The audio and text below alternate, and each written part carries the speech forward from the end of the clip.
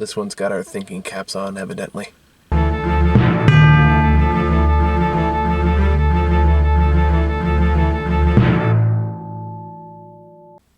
By this one, do you mean me? Or the movie? Why would I put more than one thinking cap on? Why would I put both of our thinking caps on? I wasn't talking about you specifically. Fine. Why would I refer to you as this one? I don't know. Sometimes you get weirdly esoteric. First off, you gotta me zoom in, at least be in the frame. But okay, you know what?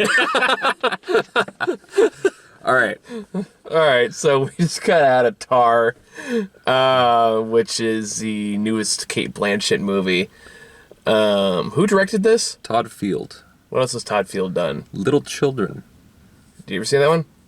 Phrase that way, it sounds terrible. Okay.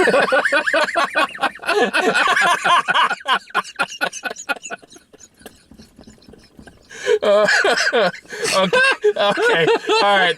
That broke the tension.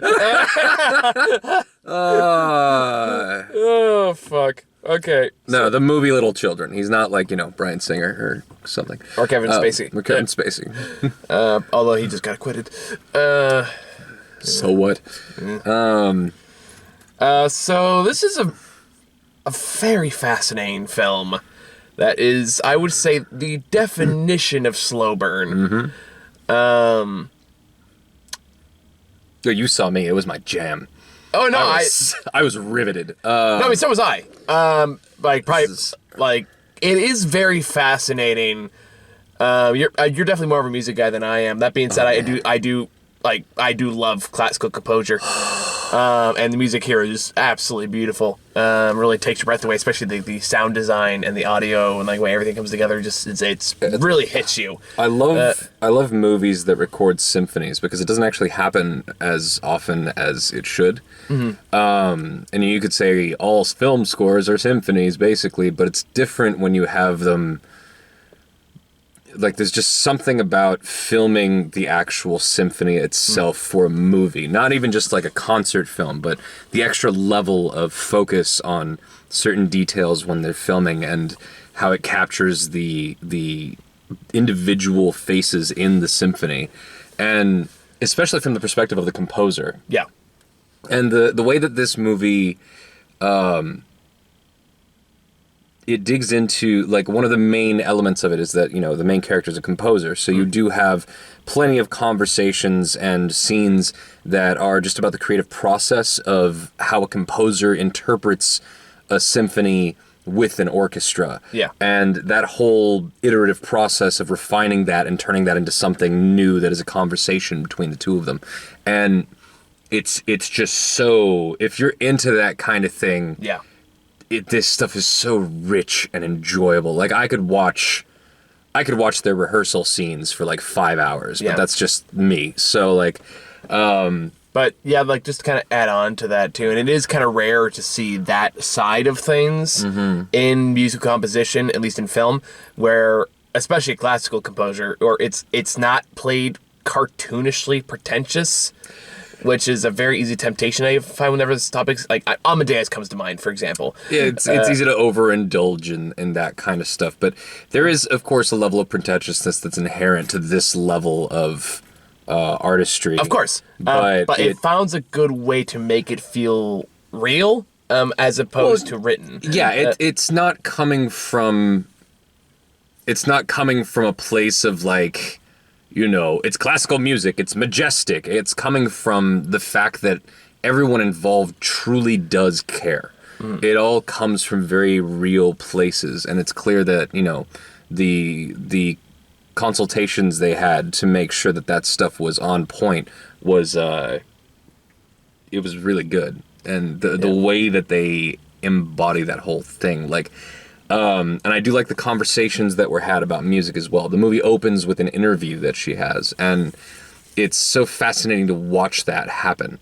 And just it's a slow conversation. It's just an interview, but the content of the interview very quickly establishes certain things about Lydia's character. Yeah. and how she approaches things and how she's lived her life and how she views music and how knowledgeable she is and how she approaches her work. Like, so much is established just in the course of that interview. And that's really something this movie does really well throughout the whole thing, is using the conversations that are being had to just subtly, quietly drop little pieces Absolutely. that lead up to larger things. And I do have to give like 110% credit to Kate Blanchett, who just gets fucking lost in this character and this role. Just like she's so fucking good. If you didn't know, like, damn near unrecognizable. Like, towards the point, like, which is hard for an actress as well known as Kate Blanchett. But like from beginning to end, she just embodies this character, heart, mind, and soul, and like. As a result, the performance itself, even though, again, it's a very slow burn, definitely not for everyone, is arresting if you give yourself to it. Yeah. And we eventually see where it goes and all the machinations and all the politics and all the manipulation that comes into play over the course of the story. Again, it's just fascinating to watch. It is definitely a very... as you understand what's going on between different characters in the movie as it progresses, which, again, it does very subtly. I really appreciated how subtly this approached all of the plot beats. It doesn't... It's very piecemeal. It doesn't just, like, shove it all in your face, necessarily. It does have very direct signs, but they're done through glances and characters very obviously noticing things and staying quiet about them, and... just little bits of body language and the individuals' reactions to certain beats that they spot, that it doesn't all have to be spoon-fed. And I love a movie that does that, where it's very clear what it's doing, but at the same time, it's not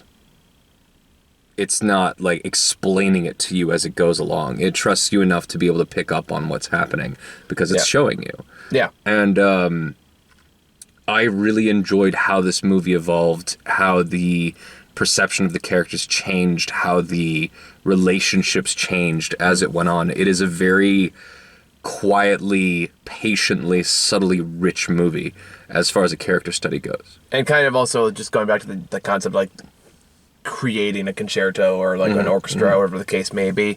It also case like it does demand your patience, it does demand your time, but when you get to the climax and you get to the actual rhythm, when everything comes together towards the end, it's like it was well worth the journey, is well worth the time. Yeah. And like I feel like I do have to emphasize this is definitely an auteur film. Oh yeah. And I would not recommend this to people like where that's just not their jam. Yeah, if the idea of watching people have full conversations about classical music and, their curriculum as a plot element does not sound like it could be part of a movie that you enjoy, don't go to this. It's not your thing. It's definitely not a thing. But like that is pretty much where we're at. I feel. I can't. I feel like I don't see enough movies like this. It is exceptionally rare. Yeah. To get one that is this carefully plotted, this carefully, meticulously plotted out. Yeah.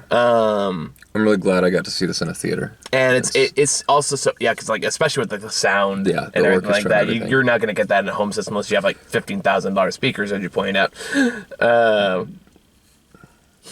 But I had a thought and I lost it.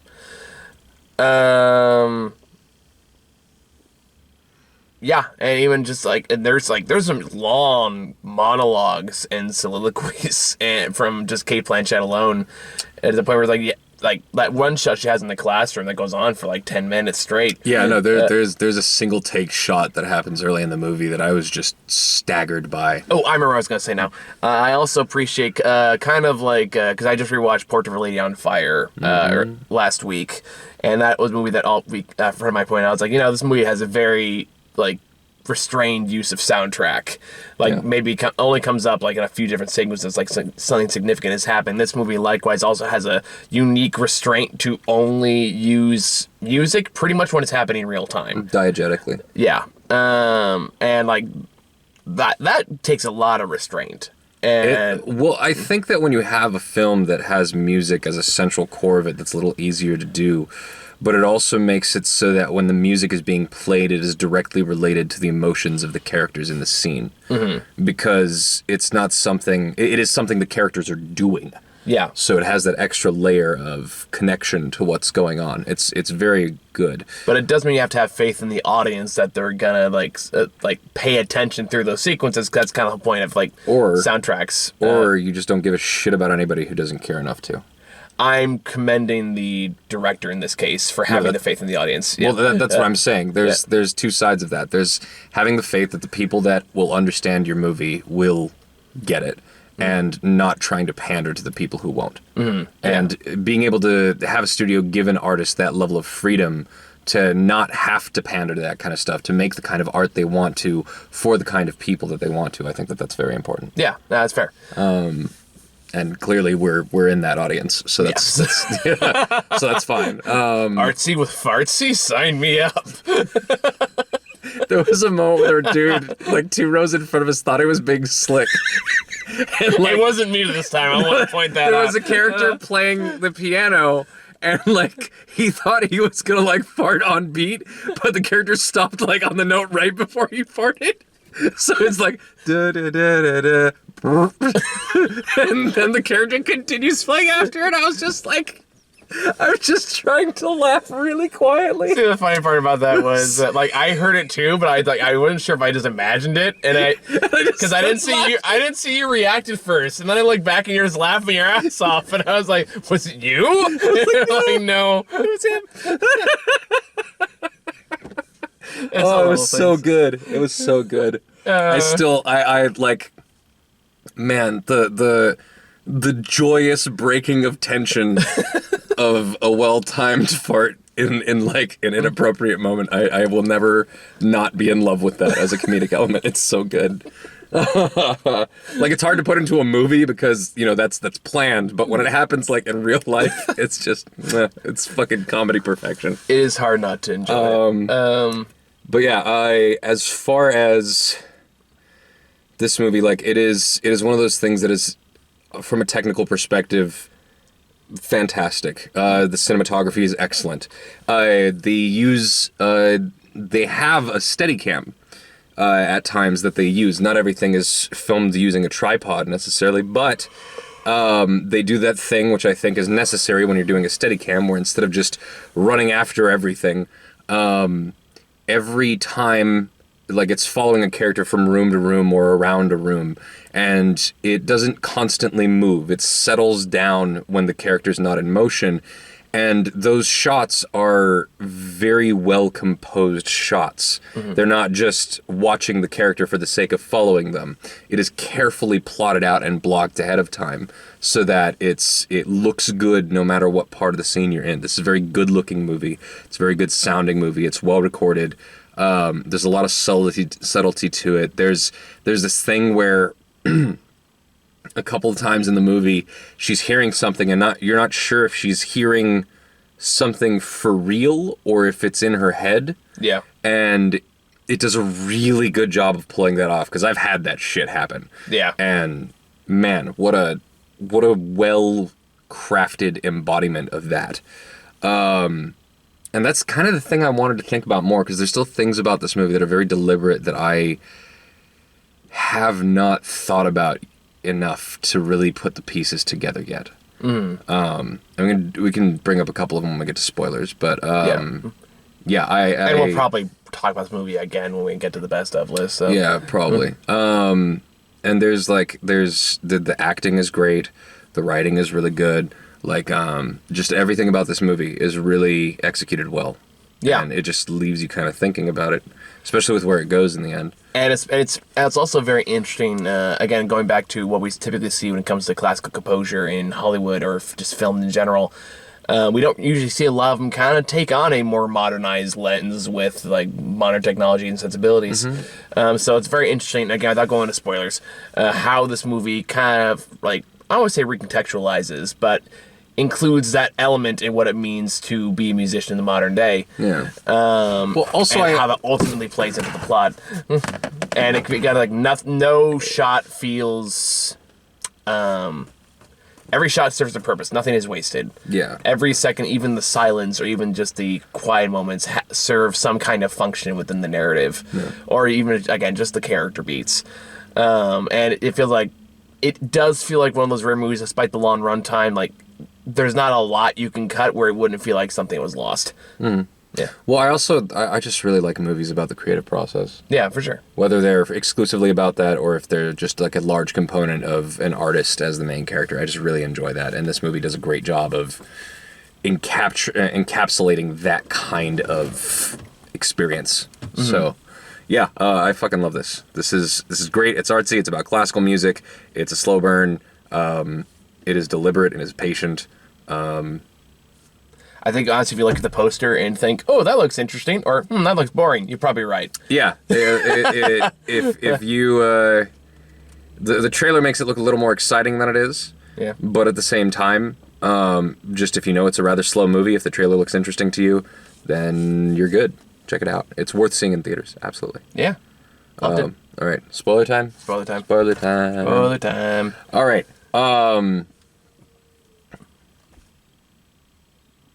I'm still wrestling with the combination of feelings that I have about this character. Mm-hmm.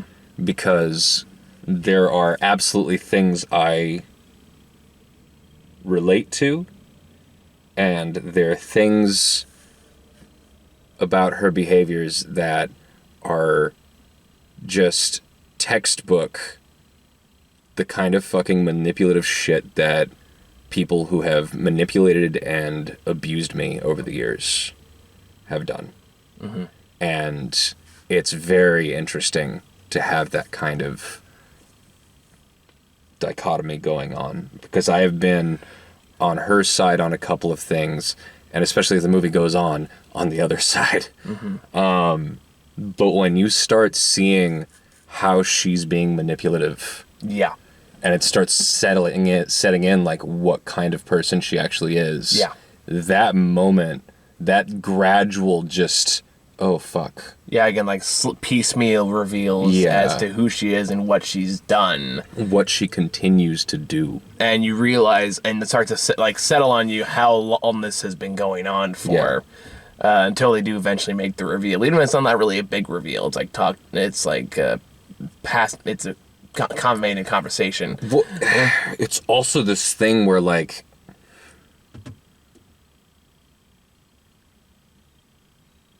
just the way that she's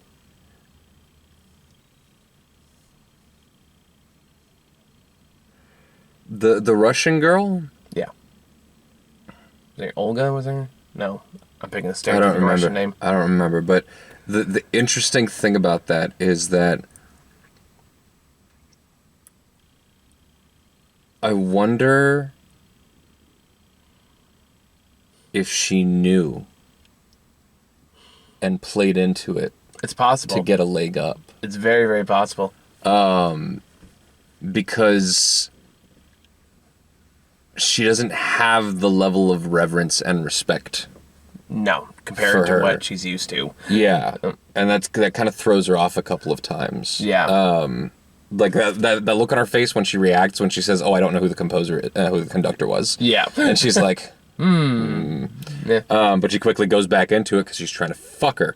Yep. And there's points where you're like, maybe she just sees like a promising young person and like wants to help, but it becomes apparent that no, she's like trying to groom her. No, the minute they revealed like the boot thing and like she looked under the stall for the boots and we kind of made that reveal early on, I was like, that's creepy. Well, the other thing about that is the fact that she like, when she said let's do the auditions and you know it's behind a screen so she can't be biased, but you know that she's good enough composer to recognize who she is based on her playing. Yeah. And make the choice that will match up with what she's trying to accomplish, and how she denies things, how like the fact that she tries to get rid of Sebastian as soon as he has the gall to say something to her as like, To reveal a the open suggestion. secret. Yeah. No. Before that. Oh, right. Yeah, When yeah, they first yeah, do the yeah, recording, yeah. and he's like, "Oh, I think this part is just a little." Yeah. And when she asks, her partner, like, "What do you think?" and she agrees, and the fact that she sees that not necessarily as disrespect, but as a potential threat. Yeah. And then when she goes in and tries to manipulate him, and then the moment he brings up this thing, which is very much true, Yep. she turns it around and starts attacking him for it, and then uses that as an excuse to fucking torch him. Like, Yep. that is textbook. Yep. And God, just the increasing disgust and horror with her character as that goes on.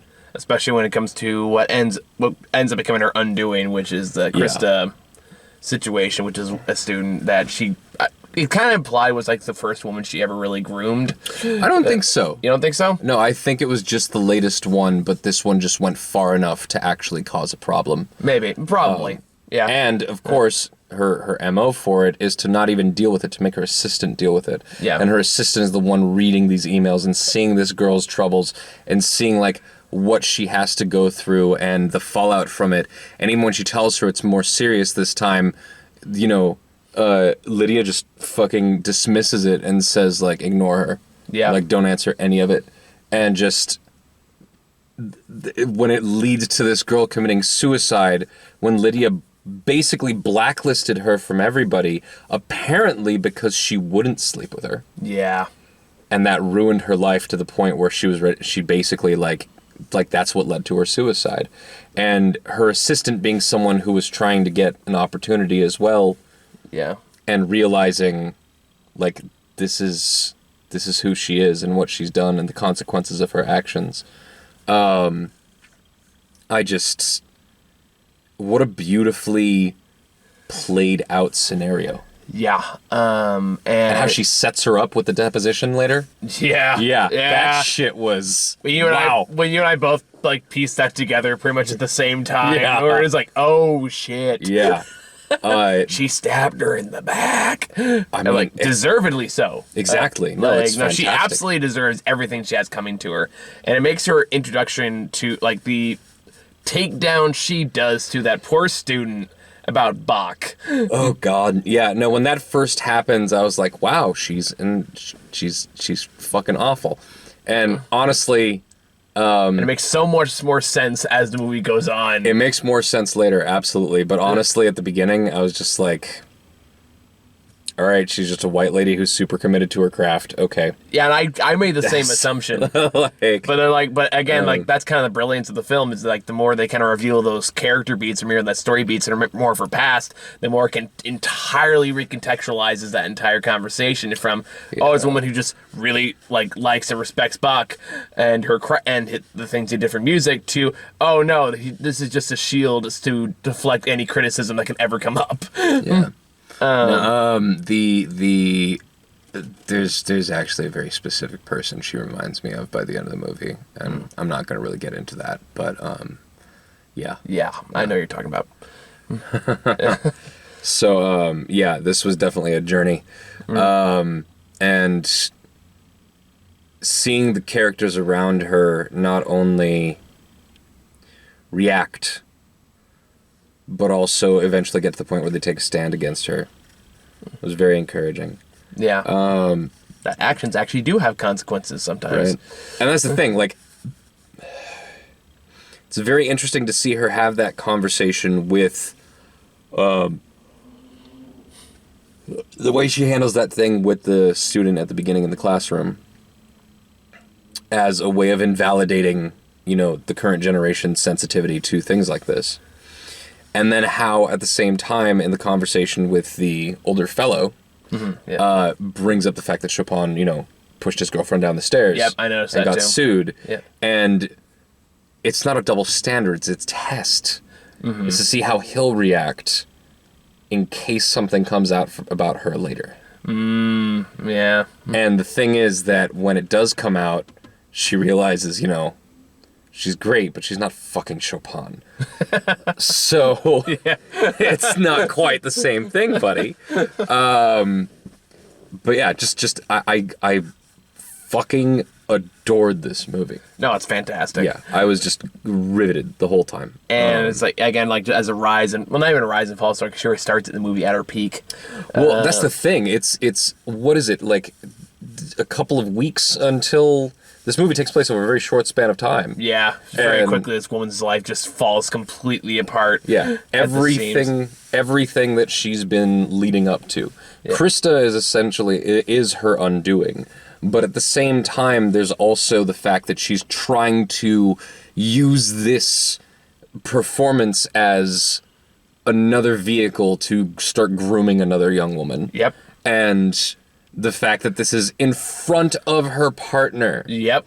And the fact that when she tries to pull this thing that she thinks is so fucking clever with the cellist.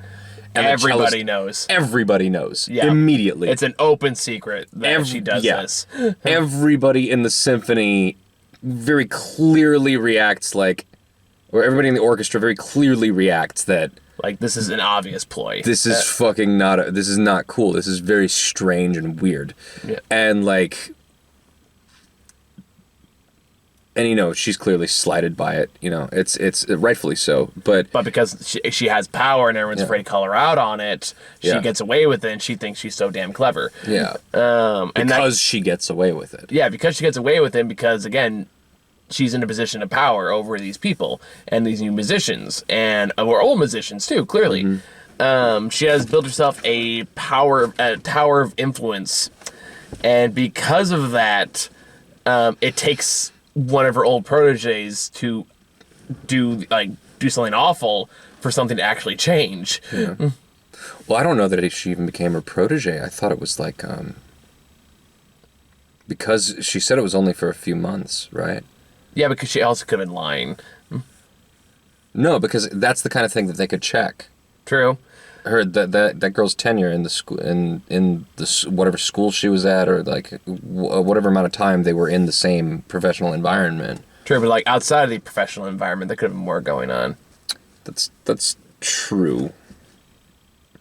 I don't know. It's left up to interpretation. Yeah, I do feel like it was a relatively short thing, but at the same time, you know, she did mention, I don't even know if the thing about the gifts were accurate. Like, I wanted to hear more about the emails, but the implication is enough. Yeah. And the interesting thing is, like, I want to see it again because I want to think about the reaction on her face when she reads the emails, because is she reacting because she actually feels bad, or is she reacting because it's actually incriminating? That is a very good question.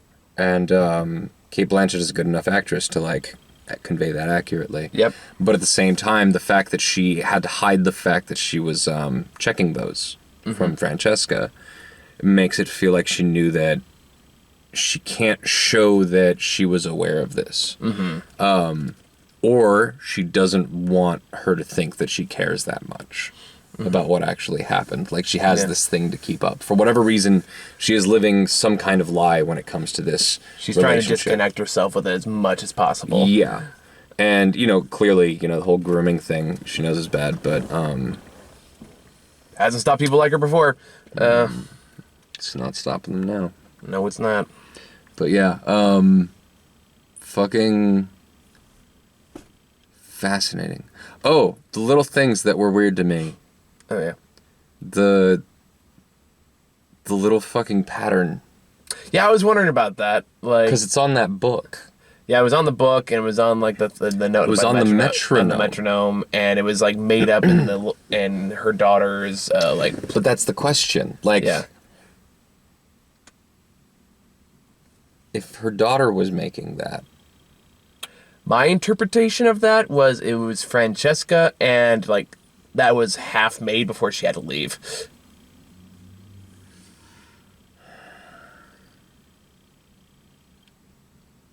Because you pointed out later that there was someone sitting in the chair.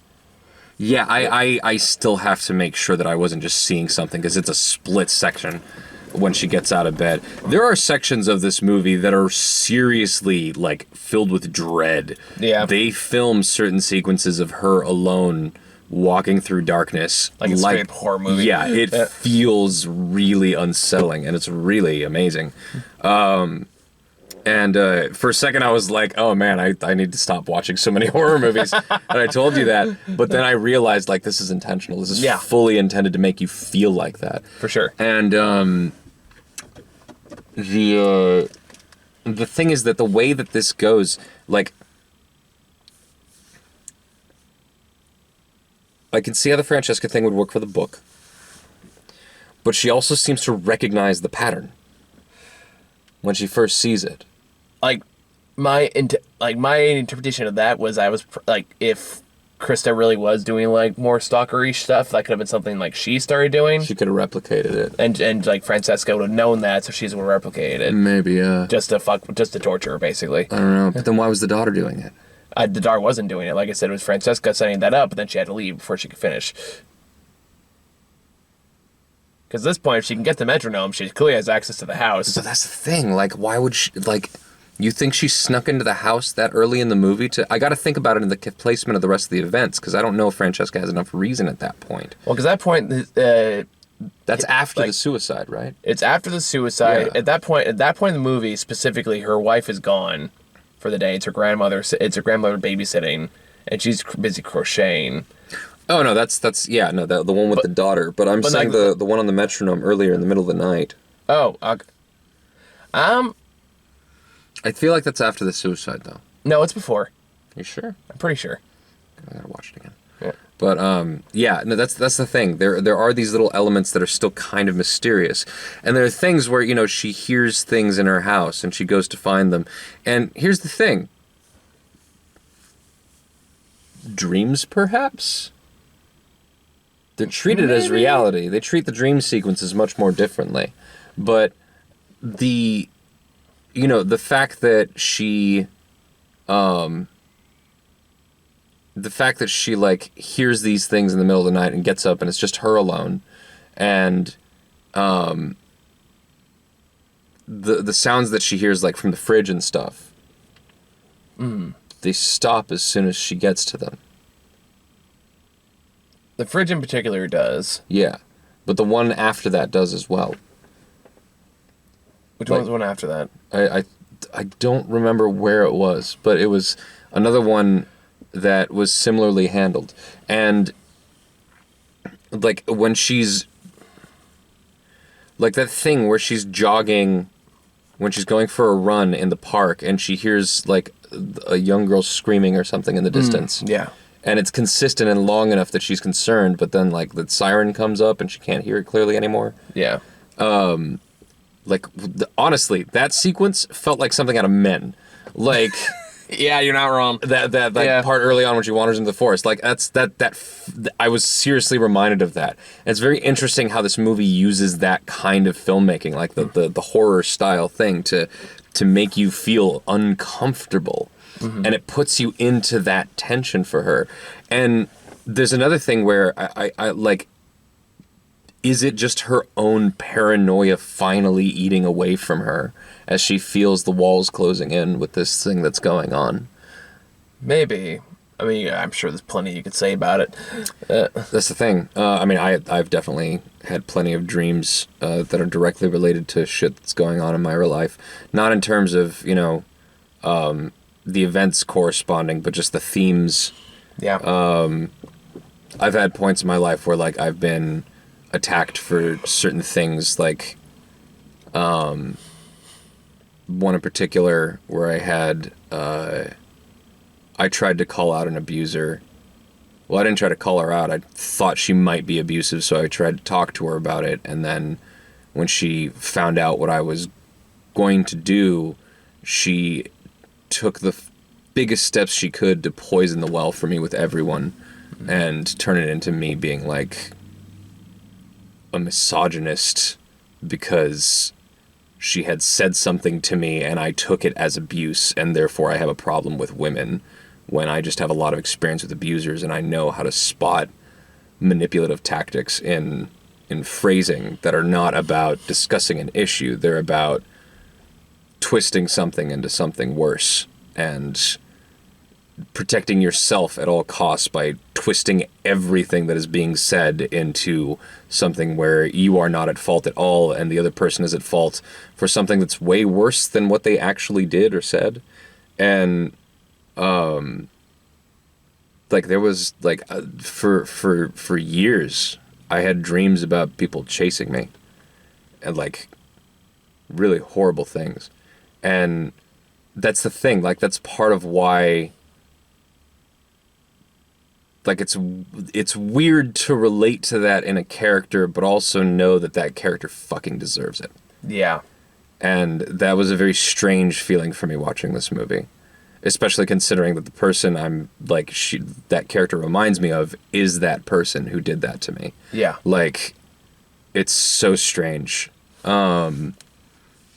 But it's almost like that thing where when you're watching BoJack Horseman, you know, like you can relate to some of the shit that BoJack goes through as a depressed person, but he's a monster. Oh yeah. So like, let me make that abundantly clear as the show goes on for anyone who missed the very obvious through line earlier on. You know, I just put Barry in that category. Oh, Barry's gotten so interesting. I'm really looking forward to the next season, dude. Oh, so am I. my like, God. because you're talking about like Chicken Come Home to Roost and just revealing the point in Oh, one season, God. like season 3. Season 3 is fucking crazy. Like, Season 3, Bo was like, hey, by the way, if you're at all supposed to feel any sympathy for his character at this point, no, he's a fucking monster. Like, don't feel sympathetic towards him. He's a legitimate monster, and nobody should be helping him. Yeah. No, so, yeah, this, lots to think about with this movie. There are definitely little mysteries that they don't give clear answers to, and I think that merits another rewatch, which I very much enjoy, because it's going to be worth rewatching. Oh, for sure. Yeah. So, in any case, yeah, fucking loved it. Yeah. Rewarding, thought-provoking movie. Yeah. I want to say great time, but, you know. I had a great time. But I I guess- love being provoked in that way. Not a great time as in like, oh, that was just an oodles of fun, but so much as like, you know, that was a fascinating character study. Deeply engaging experience. Yes. That is the appropriate terminology. Yeah. Which is what I prefer out of my movies. Yeah, So, totally. Me too. yeah. Yeah. All right. So tomorrow I'm watching Triangle of Sadness. Yeah. Then I'll finally sleep eventually. I really want to see that. I'm going to go see it on my own. But, yeah. All right. All right. Cool. Bye.